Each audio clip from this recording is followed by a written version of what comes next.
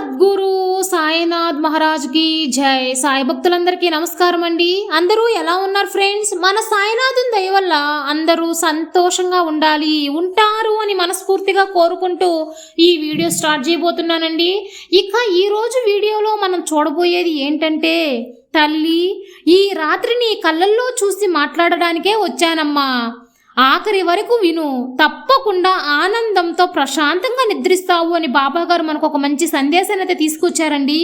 అది ఏంటి, బాబాగారు ఆ సందేశం గురించి ఏం చెప్పబోతున్నారు అని మన సాయినాథుని మాటల్లోనే విందామా.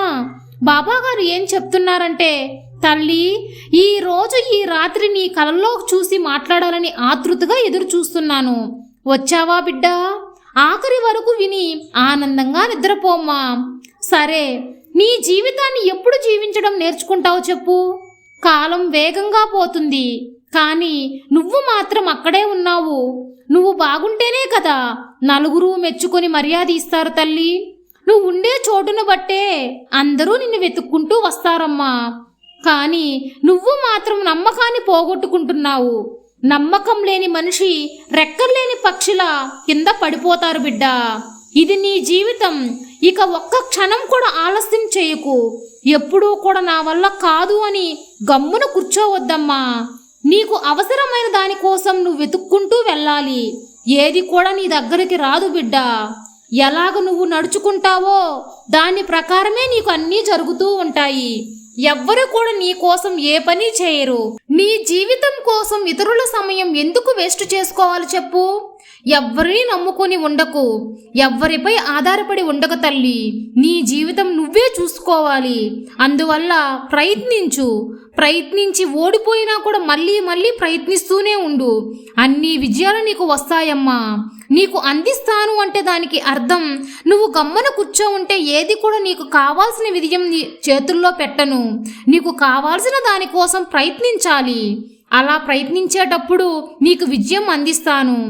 ఎంత నీ బాబా, ఎంత నీ తండ్రినైతే కూడా నువ్వు కొద్దిగా కూడా ప్రయత్నించకుండా కష్టపడకుండా ఉంటే ఎలా చెప్పు. నువ్వు ఏదీ కూడా చేయకుండా ఏదీ రాదు బిడ్డ. నువ్వు ప్రయత్నిస్తున్నప్పుడు ఒక్కొక్కసారి ఓటమి కూడా రావచ్చు. ఒకే ప్రయత్నంలో ఎవ్వరికీ కూడా విజయం కలగదు కదా. కాబట్టి నమ్మకాన్ని మాత్రం వదలకు. ఇక మీద రాబోయేది ఇంకా కఠినమైన సమయం కూడా వస్తుంది బిడ్డ. పోరాడాల్సిన అవసరం ఉంది. అలాంటప్పుడు పోరాడే తీరాలి. ఓటమి వచ్చినా కూడా మళ్ళీ ప్రయత్నిస్తూ పోరాడాలి. 9 సార్లు ఓడితే 10వ తప్పకుండా గెలుస్తావమ్మా. మొదట నీ మీద నువ్వు నమ్మకం పెట్టుకో. ఏదైనా సాధించవచ్చు. అది వదిలేసి ఇతరుల మీద కొర చెప్పితే అది వృధా తల్లి. ఇక్కడ ఎవ్వరూ కూడా నిన్ను ఓడిస్తారు అని చెప్పలేదు కదా. అదేవిధంగా నీ గెలుపుని ఆపడం కూడా ఎవ్వరూ చేయరు. నీ విజయానికి నీ ఓటమికి నువ్వు మాత్రమే బాధ్యత. కాబట్టి ఓడిపోయినప్పుడు ఇతరులను తప్పు పట్టవద్దమ్మా. నువ్వు ఎక్కడ తప్పు చేశావు అనేది సరిచేసుకో. ఇది నీకు కొద్దిగా శోధన కాలమే, అయినా కూడా తప్పదు తల్లి. దీనిని ఎదుర్కొని తీరాల్సిందే. భయపడకు, నీకు తోడుగా నీ బాబాని నేను ఉన్నానమ్మా. నువ్వు అనుకునే కార్యం అతి త్వరలో నెరవేరబోతుంది. నీ జీవితంలో మంచి ఎత్తుకు ఎదుగుతావు బిడ్డ. ఎప్పుడూ కూడా నీ చెయ్యిని వదలను. నిన్ను మంచి దారిలో నడిపిస్తాను. నీకు ఎప్పుడు ఎలా ఉండాలనేది నేర్పిస్తూ ఉంటాను. నీ సమస్యలను తీర్చేందుకు మంచి మార్గాలు నీకు తెలియజేస్తూ ఉంటాను తల్లి. నీ మనసులో ఉన్న దిగులంతా పక్కన పెట్టేసేయి. నా గొంతు మాత్రమే వింటూ ఉండు. అవసరమైనప్పుడల్లా నీకు మంచి మార్గాలను నీ మనసుకు చేరుస్తూ ఉంటాను. అది వినేందుకు మాత్రం కొద్దిగా ప్రయత్నిస్తుండు తల్లి. దిగులు పడేందుకు ఇక్కడ ఏమీ లేదు. నిదానమే ప్రధానం అంటారు కదా. అది నీ జీవితంలో మంచి మార్పును తెచ్చిపెడుతుంది.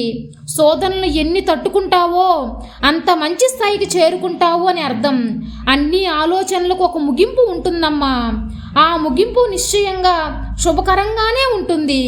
అతి త్వరలో నీకు మంచి మార్గం కల్పిస్తుంది. అంతవరకు నమ్మకంతో ఉండు. నమ్మకం వదలకుండా ఉండు. ఎదురు చూడు బిడ్డ. నమ్మకంతో ఉంటే ఎప్పుడూ కూడా అంతా మంచిగా జరుగుతుందమ్మా. నీ బాబా నీకు తోడుగా ఉండగా నీకు భయం ఎందుకు తల్లి? నీ బాబా మాటలు విన్నావు కదా, ప్రశాంతంగా ఉందా? మనసులోని దిగులంతా పోయిందా? ఆనందంగా నిద్రించు. ప్రశాంతవంతమైన మనసుతో ఈరోజు ప్రశాంతంగా నిద్రపో తల్లి. నీకు అంతా శుభమే కలుగుతుంది. నీ మనసుని నువ్వు అదుపులో ఉంచుకొని ప్రశాంతంగా ఏ అలజడులు మనసులోకి రానివ్వకుండా ఉంటే నువ్వు చేసే పనిలో నీకు విజయం కలుగుతుందమ్మా. ఇంకా సంతోషంగా నిద్రపో తల్లి. నీ సాయి తండ్రి ఎల్లవేళలా నీకు తోడుండగా నీకు భయం ఎందుకు బిడ్డా? సర్వే జన సుఖినో భవంతు. జై సాయిరాం.